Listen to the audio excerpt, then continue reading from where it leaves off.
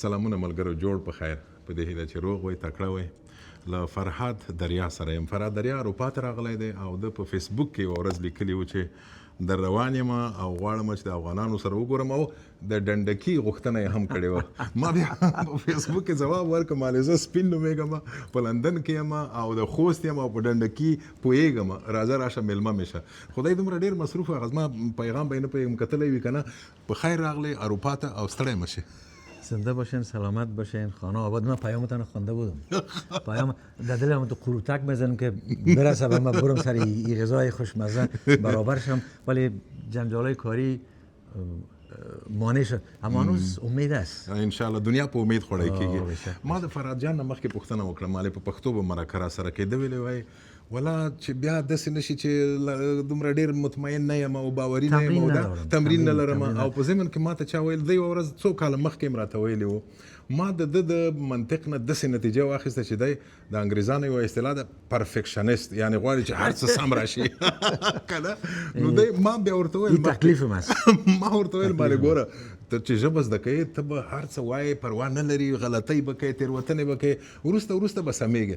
خدای اوس وایي چې نه، زندگی روزمره ما گپ میزنم، ولی خب وقتی که در برابر مردمه که زبان اصلیشان از بازی زبان شیرین و مقبوله، من هم میخوام چیزی بگویم که کسی اذیت شه بگه آقا حمید خو اصلاح کردن میامدی نه. په هر صورت خوښ شوم چې اروپا څنګه و، رښتیا د اروپا سفر دې څنګه و، څومره تللی دی، څومره پاتې دی کارونه که نه؟ نیم تیر شد، نیم دیگهش 4 کنسرت تیر شد، 5 کنسرت دیگه پیش روی است. بخیر. ما ته سوال په دې پیدا شو چې په دې کنسرتونو کې ته ډېر تکړه یې، داسې لکه مثلا هر چا سره داسې کوي که نه، او خلک هم راټولېږي، څوک در سره لاس در باندې، څوک سندرې وایي در سره، څوک په ګډه در سره وایي. دا شی ته ځوروي که انرژي در کوي؟ خدا نکنه که مرا اذیت کنی. این عشق است. من صحنه را، استیج زندگی میکنم، من مردم از زندگی میکنم و من انرژی را از مردم میگیرم، انرژی را از مردم میگیرم که اونا ضرورت دارن داشته باشن ولی ازش میترسن. مردم از خوشحالی و از شادی میترسن. ولی چی خصوصا افغانان؟ برو در تاریخ کشور مراجعه کن، ما مثلا ملت رنج دیده هستیم. او ته خو به دې ته نه ځورېږې چې تا ته خلک په فیسبوک کې تبصرې لیکي، درته وایي دا سړی ګوره دا څه رقم کارونه کوي، د هلک غوندې الوزي اوس خیزونه وایي که نه، که په کیسه کې نه؟ اصلا هیچ گپ وطنیا که من جمپ هم سرش نمیگیرم، مگم ولی باز اگه در بین گپا، در بین قضاوت‌ها کدام گپ منطقی باشه مورا میشنوم، ازش یاد میگیرم، خدا اصلاح میکنم، خدا درست میکنم. به این معنی نیست که تمام گپای زشت همیشه واقعا زشت است. بعضی از گپا در نهایت زشتی آموزش میدید، درس میدید، نه؟ و اونا رو من میگیرم و من حال خود رقم آماده کردیم که از هیچ نوع گپ زشت نارام نشم، از هیچ نوع گپ تعریف بسیار به خود نمام بشنم. نو پسې رسیږي ځکه چې ما مثلا همدغه د خوست د ډنډکي په حساب چې ما وکتل تقریبا داسې 2000 نفرو درته تبصرې کړي وو، کمنټ یې کړي وو. پسې رسیږي دا لولې وخت ورته پیدا کوي؟ بله، اون خود سعی کن پیام‌های ما رو ببین. ما برای مردم وقت میمونم.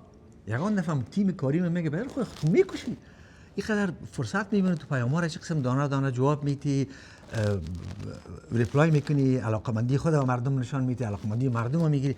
خب ما مردم هستم، ما برای این زندگی هستم، ما خب از کره مریخ نیستم. این میگه دا وخت څنګه پیدا کوي، دا د انګریزانو په اصطلاح څنګه منیج کوي وخت؟ خو مثلا کنسرتونه دي، کورنۍ ژوند دی او اندام دم صحیح ساتلی، معنی چې جیم ته به زیات من جیم به کوي کنه، لمبا به کوي. نه تو برات میدم خو هم د ډنډکی فکر میکنم، هم میدم خو ډنډکی خو باید هضم شي، که سپورت ونه کوي او ډنډکی هضم نه کوي کلسترول وړي.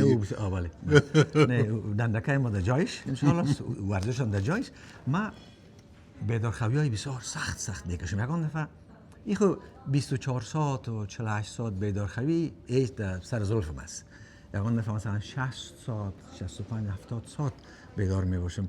مثلا یکان دفعه برنامه ما پشت است، کنسرت ها پشت است، ما امو هر دو برنامه رو زنده بیدار میباشم، یک خلاص میشه دیگه شم بیدار هستم، خواب نمیکنم، سفر میکنم از اینجا اونجا.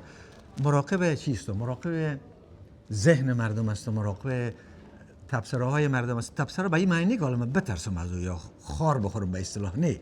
من ببینم که چقدر تانستیم چیزی را که آرزو دارم، چیزی را که مردم آرزو داره برشان دادیم یا ندادیم، دیگه چی کمبود است، چی نیازمندی هاست، چی را پوره کنم، در کجا تیم خودم میگم به اینکه توازن برابر کنه، کار را درست کنه و امرای مردم در تماس هستم. هر پستی که میکشم حالا خب زندگی طور است که سوشال میدیا تنها سوشال میدیا نیست، دیگه افغانستان است. بله بله. تمام افغانستان کوچ کرده از جغرافیا، از جغرافیای فیزیکی آمده در سوشال د میدیا. افغانستان خبره چې وکړه زه فکر کوم ستا د روحیاتونه ستا د خبرونو داسې معلومیږي چې ته اوس هم ځان لکه په افغانستان کې احساسې ځکه د خلکو سره په تماس کې نه خو په افغانستان کې د موسیقۍ حالت درته معلوم دی، نه غواړم چې ډېرې تبصرې هم پرې وکړو، ټولو ته معلوم دی.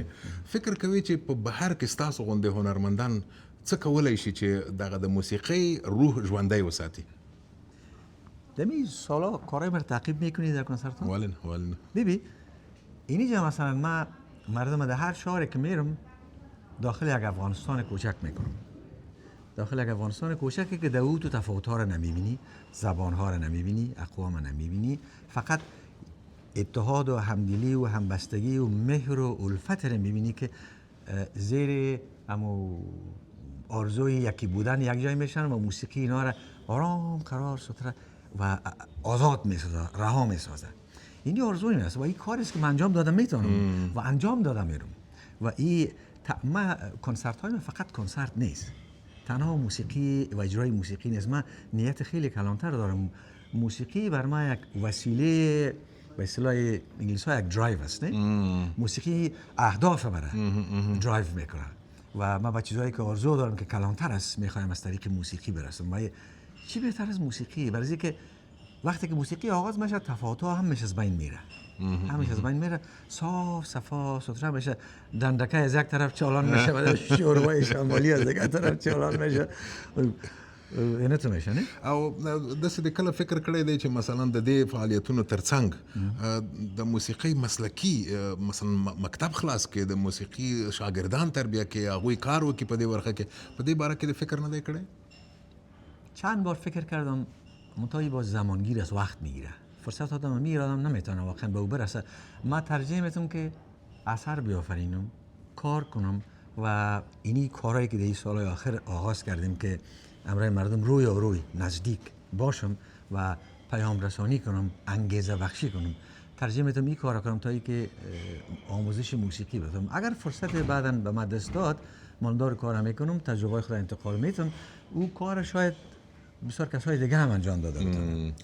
دا د هغه سندرې ستا کمې دي اوس، خو نن سبا په افغانستان کې د اتڼ رواج شوی دی، نه مخکې رواج خو اوس نن سبا د هر قوم خلک اتڼ کوي، یو ډول د ملي وحدت په سمبول بدل شوی دی. ستا د اتڼ سندرې ولې کمې دي؟ اگه توجه کرده باشید در آخرا به هوای بابولال ما لاست دراک را خواندم، نه؟ حالا من در کنسرت ها ما چند آهنگی که به مو شیوای اتڼ است دارم اجرا کردم. میرم من نمیفهم شما بودین؟ نه متاسفانه نه، زه لندن کې نه وم. کنی حتما اجرا کردم، بچه‌ها خوب مستی انداختن. در تورم دارم آهنگای مختلف. خپل د سر په خلاصيږي اتڼ زده دی مثلا په پوهیږي؟ جالب است، من هیچ وقت در زندگی رقص نکردم. یگانه وقتی که من میرقصم روی استیج است بس، هیچ وقت رقص نکردم. من اگه لطم کنی من رقص کردم. ګوره رقص او اتڼ بیا فرق دا دی چې اتڼ مثلا که مشر دی که مهم سړی دی که مهم نه دی دا ټول اتڼ کوي کنه. هنوزم در به اصطلاح در آخر روز کلش یعنی دست افشانی و پا افشانی است و عیب نداره. اگر اتن تو رقص بود هیچ عیب نداره به نظر من. هر دوش رقص است و رقص یک پدیده خیلی زیبای انسانی است، عاطفه انسانی درش پیچیده است. چی به صورت اتن باشه، چی به هر صورت دیگه باشه. چی د افغانستان دغه خبره چې کوو اتن، ما چې د ملي اتن خبره وکړه، یو بل ملي شی چې نن ورځ افغانستان کې دی او افغانستان یې موصل ور کړی د کرکټ موضوع ده. کرکټ ته مو کومه سندره نه ده جوړه کړې او یا فکر کوئ چې ورته جوړه کړئ؟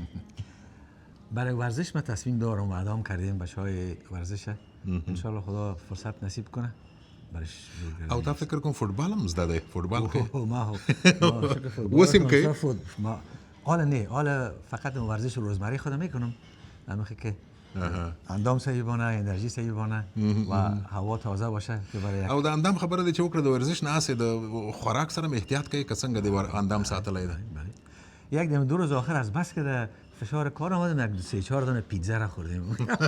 معمولا پیتزا نه. پلان دې پوره کړه پیزا دې بس ته نور دو میاشتې نور بس دیگه غوړه ډوډۍ مخ نان بسیار احتیاط میکنم. کنه بسیار رژیم خاص دارم. نو ډیره مننه فرهاد دریا خوښ شوم چې امید دې د نږدې نه خبرې سره وشو د ستا مینوال تا چې ګوري حتما غواړي چې یو څه درنه واوري په آخر کې کوم شی فکر کوي چې نه دی ویل شوي که ته ورته وایې نور خبرې خلاصې دي زما من فکر میکنم چیزایی که لازم بود همیشه گفتم، فقط همه خبرشان میگم که من خیلی دوستشان دارم، خیلی صمیمانه دوستشان دارم و از شما هستم.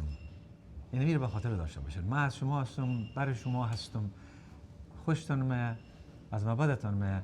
یعنی می هستم دیگه، من میگیرین نمیگیرین قربان وزارت بندازین، من از شما هستم. او ته زمونږ یې مننه ډیره مننه خوشحاله اوسئ تشکر. سلامت باشید.